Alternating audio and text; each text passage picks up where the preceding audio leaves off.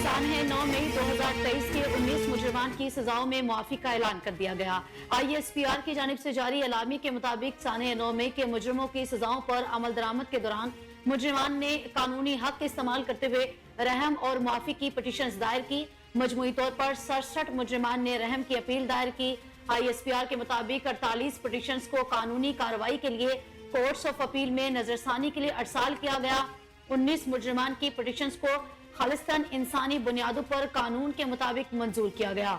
दायर की गई दीगर अहम की पिटीशंस पर अमल दरामद मुकर्ररा मुद्दत में कानून के मुताबिक किया जाएगा।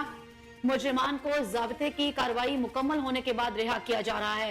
दीगर मुजरिमान के पास भी अपील करने और कानूनी आइन के मुताबिक दीगर कानूनी हकूक बरकरार हैं। ISPR की जानिब से मजीद कहा गया, सजाओं की मुआफी हमारे मुनसिफाना कानूनी अमल और इंसाफ की मजबूती का सबूत है।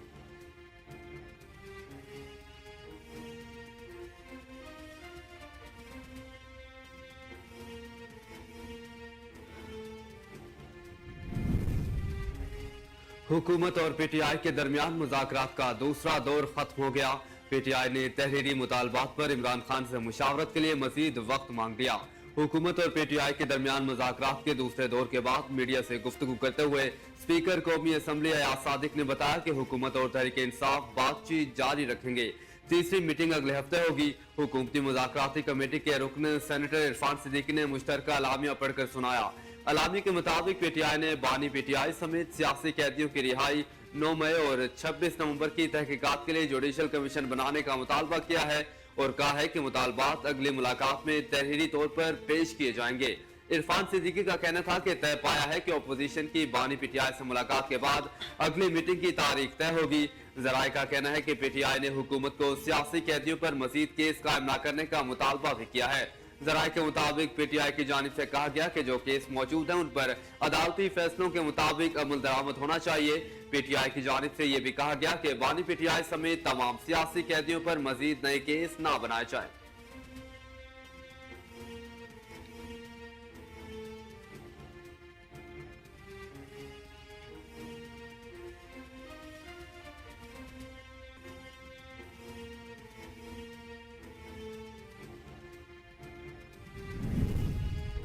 पाकिस्तान तहरीक इंसाफ के रहनुमा शौकत यूसुफजई का कहना है कि हम अपने दो मुतालबात से पीछे नहीं हटेंगे।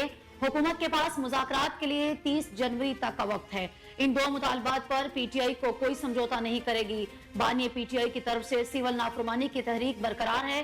हुकूमती कमेटी का रवैया संजीदा रहा। मुतालबात पर अमल दरामद हुआ तो तहरीक की वापसी पर बात हो सकती है, लेकिन अगर हुकूमत ने दो निकात पर लचक ना दिखाई तो सिविल नाफरमानी की तहरीक जारी रहेगी।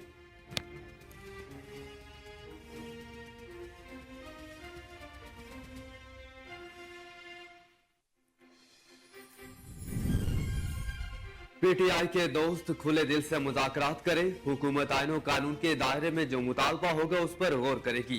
विफाकी वजीर एहसन इकबाल का कहना था कि PTI के साथ संजीदगी से बातचीत कर रहे हैं। उम्मीद करता हूं PTI के दोस्त भी खुले दिल से मुज़ाकरात करेंगे। हुकूमत आईन और कानून के दायरे में जो मुतालबा होगा उस पर गौर करेगी। हम चाहते हैं सड़कों पर फसाद और इंतशार न हो। जो शख्स जुडिशल रिमांड पर होता है उसकी रिहाई अदालत से होती है। बानी PTI दूसरों को कहते थे रसीदें दिखाओ, तो अब आप भी रसीद दिखाओ। सरकारी तहरीफ की रसीद दिखा दें, आपको कुछ नहीं किया जाएगा। मैंने ये PTI के बनाए झूठे केस भुगते। हमने मुकदमे लड़कर अदालतों से रिहाई हासिल की। बाहर किसी के पांव नहीं पड़े।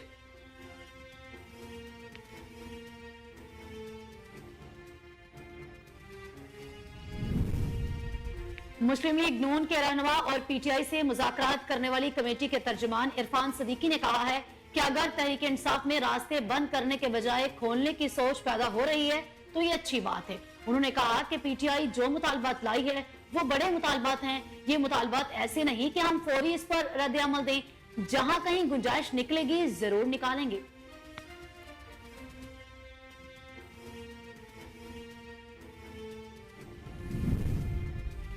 वज़ीर आज़म शहबाज शरीफ ने कहा है कि माशी तरक्की का इन्हसार सियासी इस्तेहकाम और अमन के क़याम पर मुनहसिर है। दहशत गर्दों को कुचले बगैर हम आगे नहीं बढ़ सकते। ये बात उन्होंने खुसूसी सरमायाकारी सहूलत कौंसिल की एपेक्स कमेटी के इजलास की सदारत करते हुए कही।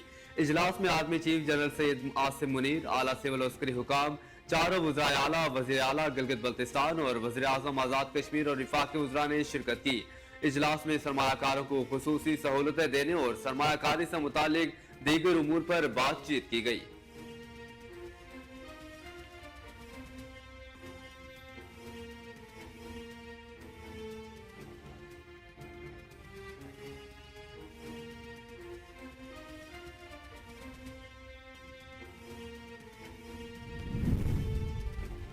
वज़ीर आज़म शहबाज शरीफ ने महंगाई 81 माह की कम तरीन शरह पर पहुंचने पर इत्मीनान का इजहार किया है। शहबाज शरीफ का कहना था कि दिसंबर 2024 में महंगाई की शरह 4.1% पर आना खुशाइंद है। मैक्रो इकोनॉमिक इस्तेहकाम हासिल कर लिया, लेकिन ये सिर्फ आगाज है। हमने उड़ान पाकिस्तान जैसे मंसूबे का आगाज किया। यह मंसूबा पाकिस्तान को दुनिया के सफ़े अव्वल मुमालिक में खड़ा कर देगा। 24 साल बाद करंट अकाउंट सरप्लस हुआ। अफराते ज़र 38% से कम होकर 4.1% पर आ गया। पाकिस्तान की स्टॉक मार्केट दुनिया की दूसरी बेहतरीन मार्केट बन चुकी है।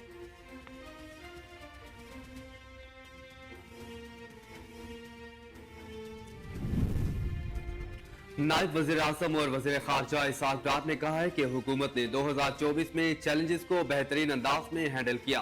आज पाकिस्तान आलमी सतह पर मुतहरिक है। कौम के साथ जो वादा किया था उस पर अमल करने के लिए कोशा है। इसहाक डार ने सबको नए साल की मुबारकबाद देते हुए कहा कि साल 2024 हमारे लिए बहुत अहमियत का हामिल था। गुज़श्ता साल इलेक्शन हुए, अवाम ने नून लीग को मैंडेट दिया। उम्मीद है ये साल पाकिस्तान के लिए बेहतरीन साल साबित होगा। हमने जब हुकूमत संभाली तो महंगाई उरूज पर थी, जिसमें मुसलसल कमी देखने में आई। इस वक्त शरह सूद 22% थी, जिसमें कोई कारोबार नहीं चल रहा था, जो अब 13% पर आ चुकी है।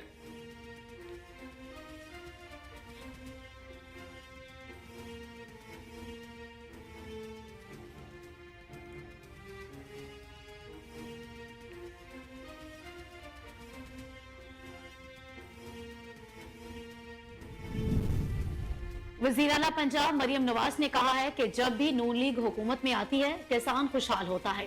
वज़ीर आला पंजाब किसान पैकेज तक सूबा पंजाब में बिजली और डीजल से चलने वाले ट्यूबवेल को सोलर एनर्जी पर मुंतकिल किए सूबे का आगाज कर दिया गया है।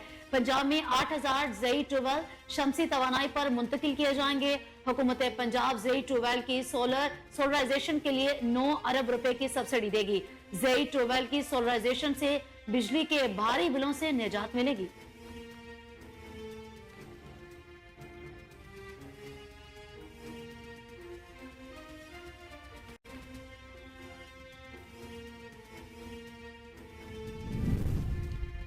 पंजाब में पहली बार ये टैक्सी स्कीम शुरू करने का फैसला कर लिया गया।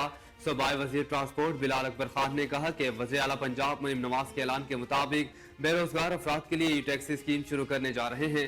सूबाई वजीर ने कहा कि ई टैक्सी स्कीम में ऐसी गाड़ियां फराहम करना चाहते हैं जो कीमत में निस्बतन कम मगर मयार में बेहतरीन हो। हम तेजी से जदीद और इको फ्रेंडली ट्रांसपोर्ट की जानिब बढ़ रहे हैं। इलेक्ट्रिक गाड़ियां फराहम करने वाली कंपनियों ने ई टैक्सी स्कीम में भरपूर दिलचस्पी का इजहार किया है।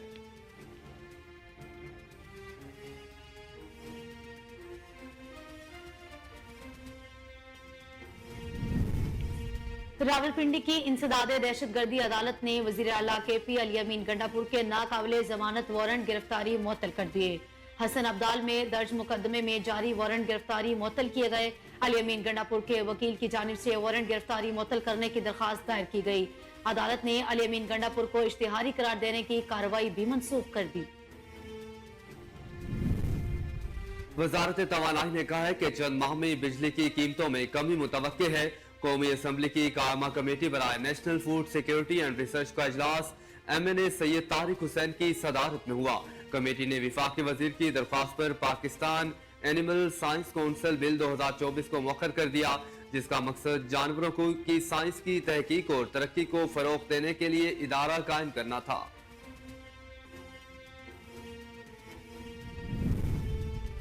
टेस्ट सीरीज बराबर करने का चैलेंज। पाकिस्तान और जनूबी अफ्रीका के दरमियान दूसरा टेस्ट मैच कल से शुरू होगा।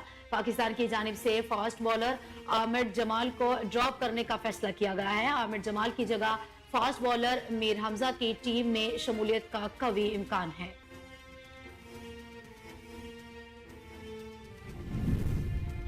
और अदाकारा नरगिस और इंस्पेक्टर माजिद बशीर के झगड़े का ड्रॉप सीन हो गया। नरगिस ने अपने शोहर माजिद बशीर को तशद्दुद केस में माफ कर दिया।